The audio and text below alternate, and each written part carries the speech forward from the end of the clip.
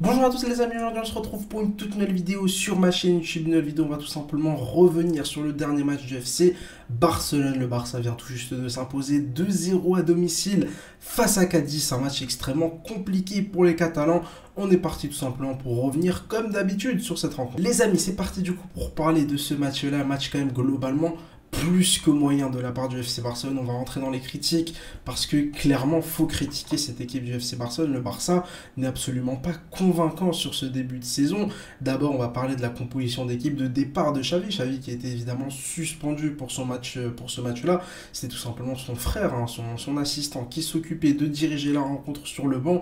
Et faut le dire, pour moi, dès la composition d'équipe de départ, tu t'es trompé. Alors tu as quand même fait évidemment des choix forts et envoyé des messages très très importants à certains membres de ton effectif. On peut penser par exemple à Ansu Fati, à Ferran Torres qui ont été laissés sur le banc, et Xavi qui a tout simplement préféré titulariser Yamal. Yamal, 16 ans, l'un des plus jeunes joueurs de l'histoire de la Liga, a démarré un match. C'est quand même assez incroyable de voir que Yamal est déjà titulaire, et ça prouve qu'il y a un vrai problème dans le secteur offensif du FC Barcelone. Yamal, c'est un super talent, il a fait un plutôt bon match aujourd'hui, il a été intéressant, il s'est procuré des bonnes opportunités, mais dans un FC Barcelone normal, pour moi, ce mec-là ne doit pas avoir autant d'importance.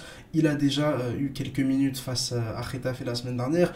Il est titularisé aujourd'hui d'entrée face à Cadiz. C'est quand même, je trouve, globalement assez embêtant, surtout pour la concurrence, pour Ferran Torres, pour Ansu Fati, de voir un gamin de 16 ans comme ça leur passer devant. Et puis c'est aussi évidemment le cas pour un joueur comme Sergio Roberto.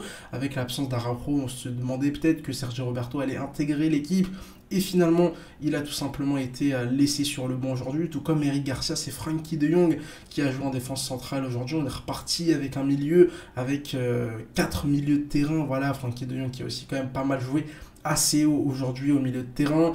Gavi, Pedri, Gundogan. Trop de milieu de terrain. Pour moi, c'est une erreur de la part de Xavi. Et encore une fois, regardez vraiment la physionomie du match face à Getafe, face à Tottenham lors du trophée Gamper. Aujourd'hui, face à Cadiz, tu démarres avec 4 milieux de terrain, et puis dès que tu passes avec 3 attaquants, le jeu s'accélère, tu as de meilleures opportunités et tu finis tout simplement par remporter le match. En tout cas, c'est ce qui s'était passé face à Tottenham, c'est ce qui s'est passé ce soir face à Cadiz. Pour moi, tu te trompes du côté de Xavi. Tu joues avec la peur, en fait. Tu joues avec la peur. Moi, je trouve que du côté du FC Barcelone, on joue avec la peur, on joue avec cette sensation de perdre le match alors qu'il y a 0-0.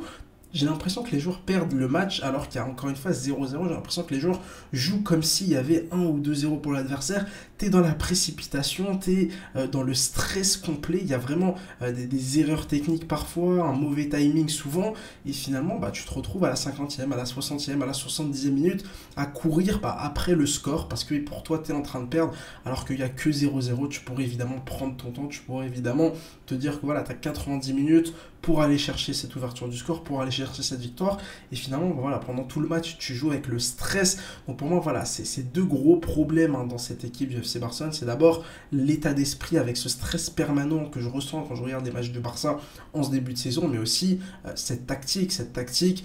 Il y a aussi évidemment la présence de Baldé à gauche. Baldé, pour moi, c'est compliqué de lui donner toutes les clés du couloir gauche parce que Baldé, c'est un arrière gauche. C'est un joueur qui n'a pas suffisamment de qualité technique pour pouvoir faire des dribbles différents. C'est un gaucher, donc il va rarement, même jamais revenir dans l'axe, rarement même jamais revenir sur son pied droit. Donc finalement, c'est un joueur qui est globalement assez prévisible. Baldé sur son côté gauche. Voilà, pourquoi est-ce que tu ne joues pas avec deux ailiers? C'est vrai que si tu avais Baldé, Ansu Fati à gauche, Baldé, Abdezalzouli et Baldé, Ferran Torres, déjà à gauche, tu aurais quand même beaucoup plus d'alternatives, tu aurais beaucoup plus de moyens de surprendre l'adversaire. Donc encore une fois, voilà, moi je comprends pas ce que Xavi fait sur ce début de saison avec ses 4 milieux. Il force avec ses 4 milieux de terrain. Et puis évidemment, il y a quand même quelques individualités qui sont en dessous. On est obligé de parler de Lewandowski.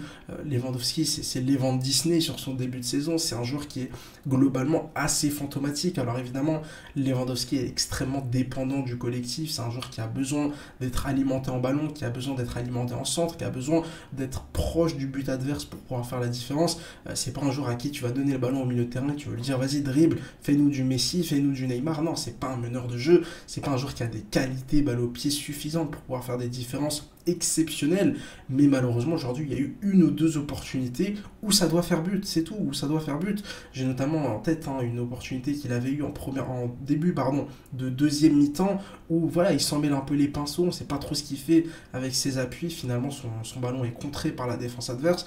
Voilà, pour moi Lewandowski c'est quand même assez décevant, pas de but pour l'instant pour lui en ce début de saison, ni face à Getafe, ni face à Cadiz. Va falloir se réveiller, vraiment va falloir se réveiller, parce que le FC Barcelone a besoin de Lewandowski, le FC Barcelone a besoin d'un joueur, d'un tueur. Encore une fois, moi Lewandowski, je lui demande pas mille et une choses sur le terrain, c'est pas un Pedri, c'est pas un Gundogan, c'est pas un Frankie de Jong, ça va pas être un ailier qui va être créatif, qui va faire des différences balle au pied, etc.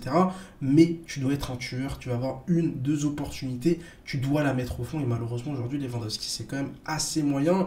Pourtant voilà, je vois beaucoup de personnes dire qu'il faut le mettre sur le banc. De toute façon, le Barça ne peut pas se permettre ce luxe, le Barça ne peut pas se permettre de mettre Lewandowski sur le banc pour faire tourner, pour essayer de le faire cogiter, pour essayer de lui mettre un peu de pression, tout simplement parce qu'il n'y a pas de concurrence, il n'y a pas de concurrence. Tu mets Lewandowski sur le banc, tu vas titulariser qui? Déjà le Barça avec Xavi, il y a du mal, voilà, Xavi il a du mal à titulariser trois attaquants cette saison. Je vois pas comment tu pourrais titulariser trois attaquants sans Lewandowski. Ferran Torres, Ansu Fati, leur entrée elle est évidemment intéressante. On va me dire que Ferran Torres il a encore marqué des points comme lors de la pré-saison. Il est plutôt intéressant au niveau de la finition, etc.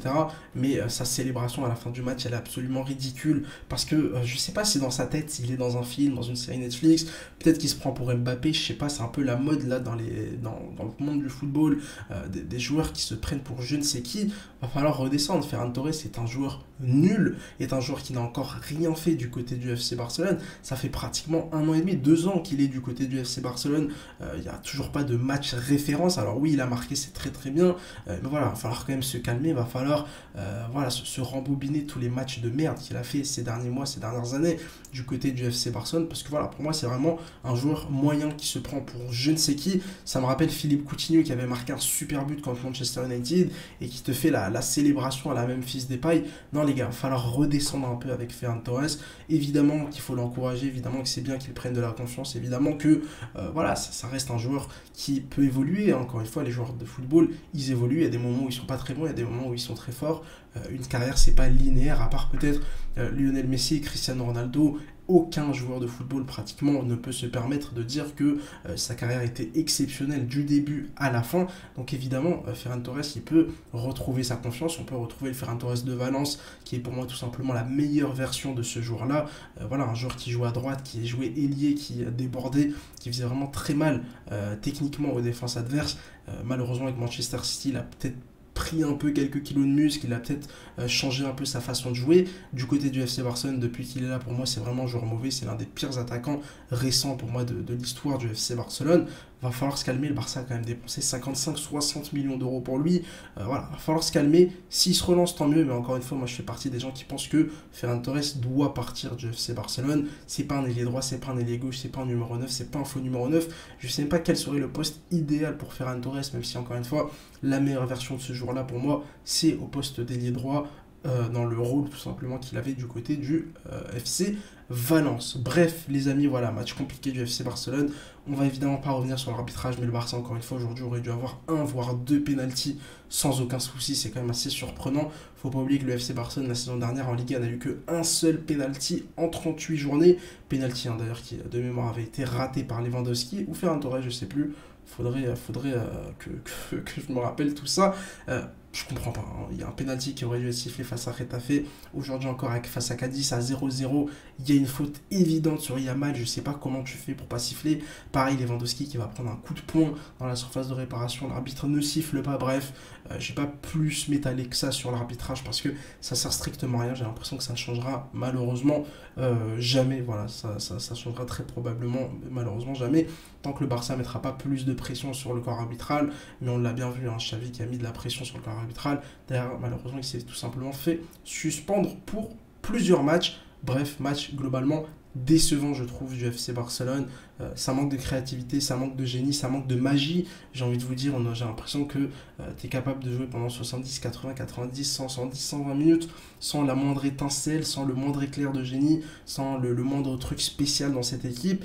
Et finalement, on a eu un peu de réussite. Gundogan, Pedri, le de Salvateur, parce que c'est évidemment sur cette action que tu finis par remporter le match. C'est la seule étincelle de cette rencontre du côté du FC Barcelone. Défensivement, tu t'es quand même retrouvé plusieurs fois en difficulté. Tu as concédé plusieurs grosses occasions. Heureusement que Der Stegen notamment va remporter un face-à-face très important face à cette équipe de Cadiz. C'est des équipes qui sont chiantes à jouer, encore une fois, on le répète.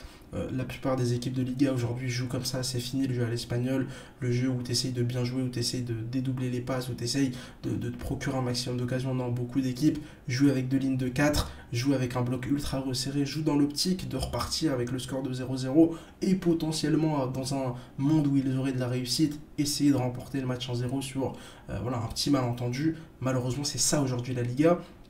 Et je trouve que vraiment ce secteur offensif du côté du FC Barcelone, il est d'une faiblesse. C'est vraiment très inquiétant pour la suite de la saison. J'espère me tromper, on n'est que le 20 août au moment où je tourne cette vidéo.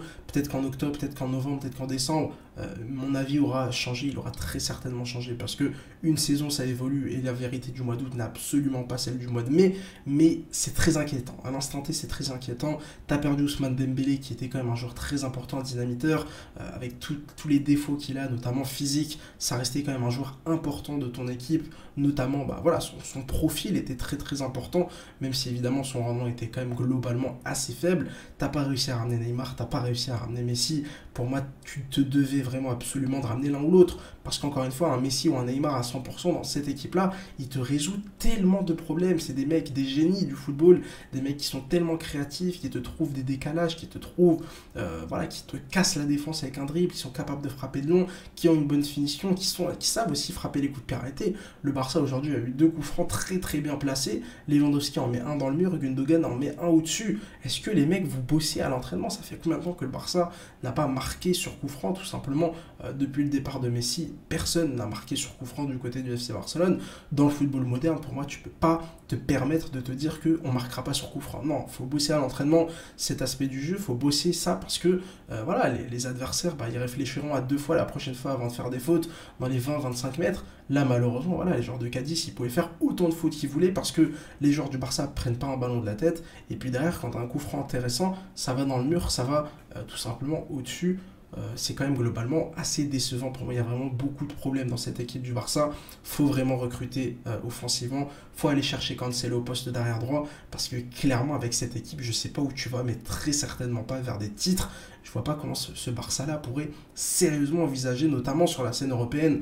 Encore une fois, en Liga, en Copa del Rey, en Supercopa, tu pourras toujours faire des différences, tu pourras toujours plus ou moins regarder dans les yeux le Real de Madrid, mais pour moi en Coupe d'Europe, là clairement, il faut strictement rien espérer. Bref, voilà les amis, vous le voyez, je suis absolument pas confiant, n'hésitez pas tout simplement vous de votre côté à me donner votre état d'esprit sur ce début de saison du côté du FC Barcelone. Pour moi, ça me paraît quand même globalement assez compliqué à l'instant T d'être optimiste en faveur du FC Barcelone. Mais encore une fois, si tu vas me chercher Cancelo, si tu vas me chercher un joueur offensif, mais le problème, est-ce que Joao Félix serait capable de résoudre tes problèmes? Franchement, je suis pas convaincu. Franchement, je suis pas du tout convaincu. Mais on verra bien. On verra bien ce qui se passera dans les prochaines semaines. Les amis, cette vidéo vous a plu. N'hésitez pas évidemment à mettre un petit like, à vous abonner pour pas louper les prochaines. N'hésitez pas à me suivre sur Twitter pour tranquillement parler football. Et ciao les amis.